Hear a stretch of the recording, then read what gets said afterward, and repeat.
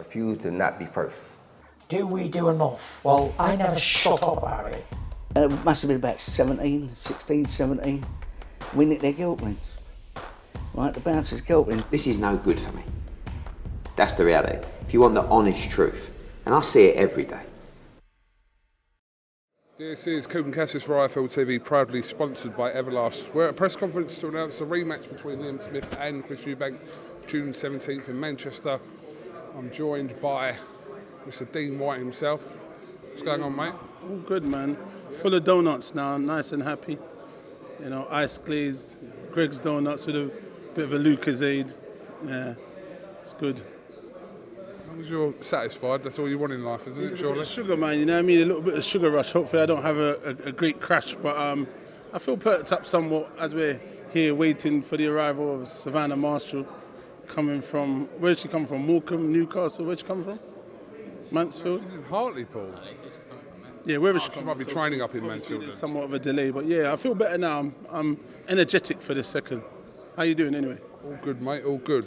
Just a recap on your show in Tolworth. How did it go? Yeah, it was a great show, you know. The return of none other than Prince Patel. Got a great turnout, sold a lot of tickets, great noise, great fans. And then Martin Hillman, he was on the show, good 10-rounder. And the rest of the card, lots of great fights, young prospects up and coming. And we had a packed house as usual, so pretty happy. And we move on, and we're back June the 10th, back at the Tolworth. Okay, it's good to see you keep pushing your shows and doing your thing and getting the fighters the opportunities. No, absolutely. Momentum is key. You know, for most athletes, you know, being stagnant and not being active is the hindrance of most fighters. You know, so you know, being fluid and being active and staying in shape, staying on weight is one of the most important things. So right now we're priding ourselves in being active, having as many shows, building the fighters.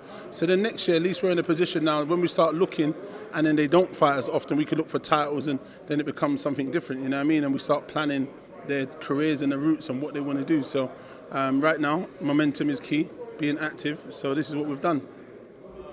Okay, I do want to flash over on the same night over in Poland. There was some mad things going on in Poland, wasn't there? Yeah, the Martin BAKOLE thing. I want to fight you. You fight me. JOSHUA-WHYTE, I smash you. I'm not gangster, I fight in ring. I get it though, I get it. I like it, I get it. But, you know, the body snatcher, Dillian Whyte, he's not too receptive to them kind of, you know, like running up on him. Where we're from, that's kind of like, you might as well have just fought anyway. It's like beef. You're running up on someone doing that, it's kind of a bit techie. You know what I'm saying? But look, I understand he's a man that's on the rise. He's a man he was maybe adrenaline. He's coming off a good win against the Hulk. And you know, he's got to make some form of ways calling people out. I get it. I definitely totally get it. You know, he's a good, solid fighter and he's doing good stuff. He's got good momentum, beating Yoko, beating this kid. But there's many fights. He's not at that level. I understand he may feel his skill set makes him entitled to be at that level, but unfortunately, it doesn't really work like that. It's obviously a business first and foremost. You don't garner that business, that financial bag to secure that fight. So he needs to keep working. I think there's stepping stones that he's got to go and take that gauntlet and the chances. I heard his trainer talking about Dillian fighting Povetkin and Povetkin being washed and this and that. We hear all of that. That's all great. You know, he lost, he came back, he redeemed himself. He can say all this. So now what Martin should do, BAKOLE should go out there and he should redeem himself for getting boxed up by Hunter. I'm sure Hunter would be more than happy to box him up again. A few years ago now, though. Yeah, I understand he could have progressed, but we don't know. When you lose, you should be able to try and seek redemption. We shouldn't have gone 10 years or 5 years waiting for redemption. He should have jumped straight back in there and tried, like Dillian did, and tried to redeem himself. Do you know what I mean? And that's what sometimes happens. When you lose, you run it back straight away.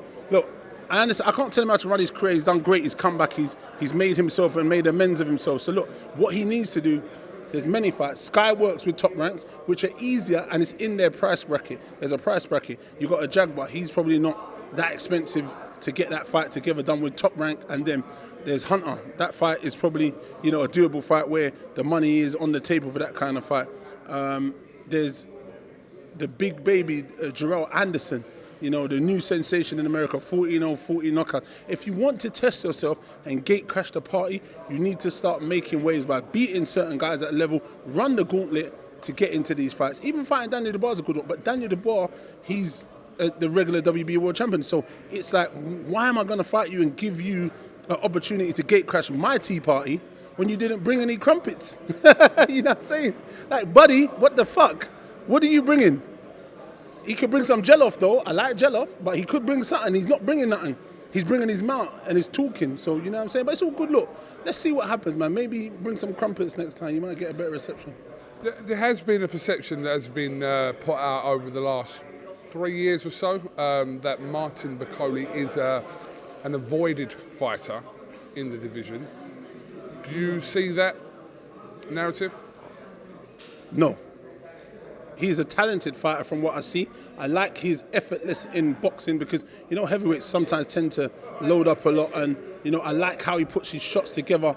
He's quite fluid, yes. I don't say he's avoided because he's nobody, not being funny. He's not anybody because you haven't faced anybody. You're going to say that these people ain't giving you the opportunity, but you don't deserve an opportunity. An opportunity is earned either by becoming mandatory, and then you beat the champion, and then you get into position. Now you dictate a position like having, you know what I mean, where you are. But he hasn't done anything to warrant Joshua looking back to say, oh, my friend Martin Bakole, I'm going to offer you the olive branch to take my good plate of salmon and hors d'oeuvres and other stuff. And if I lose, because it's high risk, low reward. Why am I going to look back? It's the same as Dillian Whyte. Why am I going to look back to fight someone who is dangerous? Because every fight you take is dangerous. Do you know what I mean?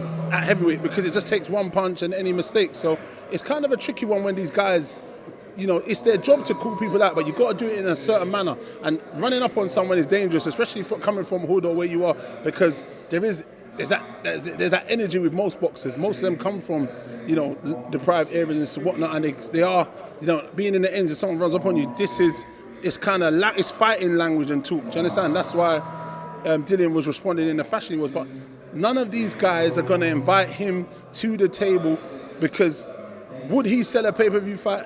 Hell no. Does he sell enough tickets to sell out the O2? Hell no.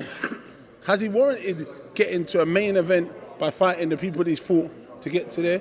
Hell no. So if it's hell no to those three, motherfucking let me make it 4 hell no's. So that's a hell motherfucking to the no. So anyway, back to the table.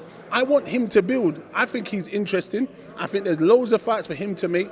I think where he is in his career, there's guys like David Adelaide, you know, and Fraser Clark. They're on the same side of the street with Sky.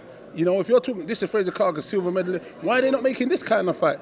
If you want to talk about making fights, you've got TKV's coming off a great win on the weekend. They're all on the same side of the street. They're a bit lower down because he's only had 5 fights, so he's not the right person. But I'm saying you want to maybe nurture these kind of fights and beat all the guys in your part of the playing field to say, well, look, I'm the king of this level. I've defeated all these guys in and around the levels where I am. Fabio Wardley, for example, maybe you should try. You know, that kind of, there's a level of people where you are. You should challenge for those. Has he won any form of titles? What titles has he actually won? European, has he won any? Polish, you what? What? Is it?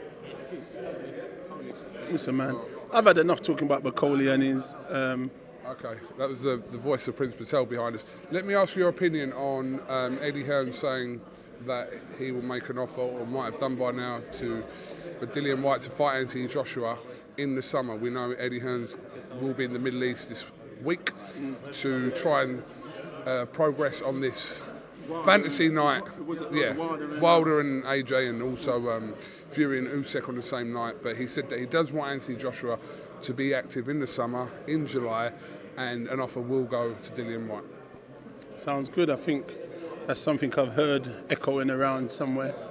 Yeah, it's a good fight. It's a good opportunity for Dillian to redeem himself. You know, obviously, Joshua has been active and fought recently. Dillian fought, I think, Franklin. When was that? That was last year. So I think November last year. Yeah, so I think Dillian needs to, you know, obviously be prepared if he's going to take that opportunity and be ready to go in there and fight Anthony Joshua. You know, people were discrediting his win, but that's what they were doing against Dillian. But what people got to understand, Franklin is a seasoned tough veteran. Obviously, he was an unknown quantity before Dillian faced him. And now that he's faced Anthony Joshua, people now are understanding that he is what a proposition he is. He's not easy pushover. So, I mean, it's a good fight. I think it's a good fight for both guys. And, I mean, it will sell out, I'm sure, in the O2.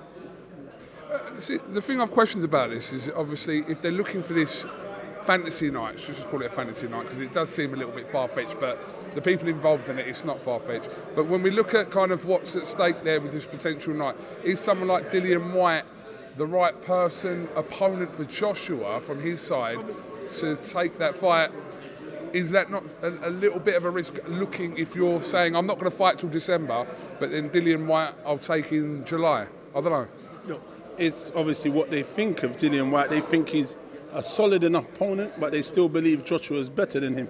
So it's one of those, is it underestimating Dillian or is it just saying they believe their man's a little bit better? I don't know, but it's a solid enough fight. They can't give Anthony Joshua anything maybe less than a certain level.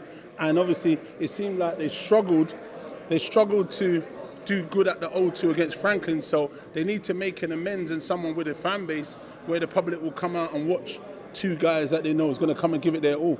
So it's one of them, isn't it? Be interesting. I mean, I'd love to see it in the summer. I'd love to see that fight in the summer. I feel like, both guys, should really have a good, at least 8 or 10 week, 12 week camp to prepare for that. I don't know how many weeks we got till the end of July, to be honest, but it's about that anyway now, actually, if anything. Was it about 10 weeks? About 10 weeks, depending on what part of July it is, you know what I mean? It's more towards the ending of July, the rumours I've heard knocking around, so. That little smirk on your face saying there's definite legs in this. Obviously, Hearn said it the other day, but... I've heard it swinging around the place, you know what I'm saying? So it's one of them. But look, sometimes there's rumours and sometimes there's discussions on stuff, but the discussions don't always go as well. And, we've got to wait and see if a deal is agreed. Okay, Dean, thank you very much for talking to IFL TV, and listen, we'll catch up again soon. I feel like now is like a peak time where loads of things are going to be happening, so yeah, we shall see what happens. As always, man. IFL. Donut. Oh, No, you made it. You got me. You know, like the fat man with the iced donuts. All right, you got me. Big up, That donut looks all right. What's up, man? Thank you, Dean.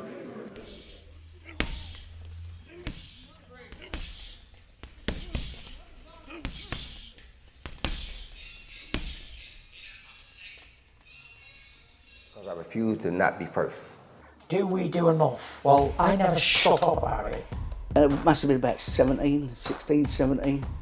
We nicked their guilt rings. Right, the bouncer's guilt ring. This is no good for me. That's the reality. If you want the honest truth, and I see it every day,